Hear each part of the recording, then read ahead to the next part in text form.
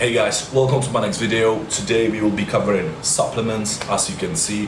So I'm gonna go through the ones which I think are the most important ones.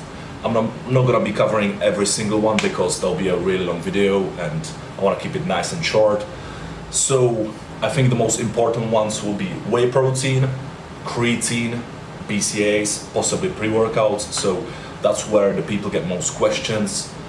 I'll be going purely from my own experience, what I think is the most important, what I found to be most important over the years, and which I think are possibly a waste of money. So let's get into it. First one, whey protein. Do we need whey protein to build muscles? The answer is absolutely not. Whey protein is only alternative of food. So let's say when you have to hit 200 grams of protein a day from the food itself, and you struggle to consume that much food, to consume that protein, which is the protein target for the day, then it will be a great way to consume whey protein only to hit the protein target within your day, simply because it's an easier and convenient way to consume the protein, and you can have it on the go when you're going somewhere, which is very convenient. So the answer is it does help to consume the protein which we have to hit within the day, but it doesn't directly build muscles, okay? So don't look at it as an easier way to help you build muscles, because it won't. Food will be always number one. All right, the second question is, when do we have to consume whey protein? The answer is there is no specific time of the day which will be the most beneficial. It will be any time of the day when, for example, you can't consume a meal, where you're on the go, you're rushing somewhere, then it will be a great way to consume the whey protein, just to keep the protein synthesis going, to be in an anabolic state. But there is no specific time which will be the most optimal or beneficial.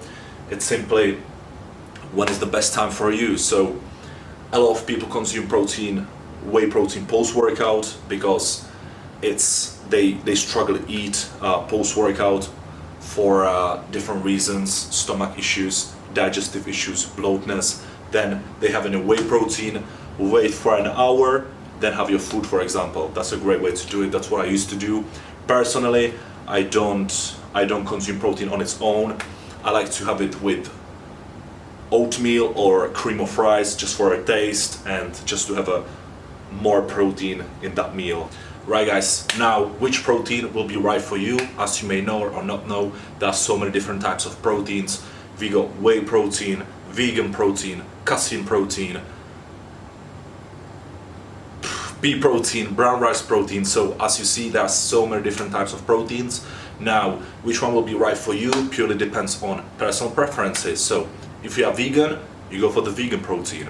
If you got problem digesting dairy, if you're lactose intolerant, then whey protein will be not right for you. So it purely depends on personal preferences, on the taste on the protein, the texture, which suits you the most. So just go by your personal preferences. Personally, I can tolerate lactose to a certain extent, so I do have a whey protein.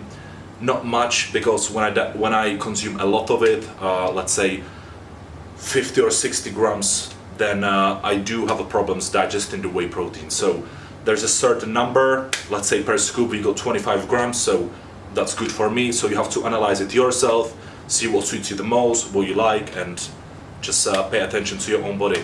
Now lastly, how much protein do we need per meal? So that will purely depends on your weight, how much muscle do you carry on your body, but I would always make sure you read the label, see how much scoop is it pay protein, and I wouldn't go anything above 40 grams of protein. But again, it depends on your weight and how much you can actually digest. So anything around 60 to 50 grams would be not properly digested, and it wouldn't be used the right way. So make sure you read the label and know how much protein you need to take.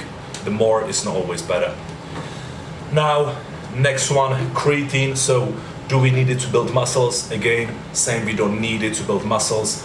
We can find creatine in animal-based meat, such as beef. So if you consume enough animal protein, such as beef, within your diet, then you probably don't need it. But it's a great way to supplement it, because you're probably not gonna eat as much as meat within the day. So it's a good way to supplement it, which is gonna increase our performance in the gym.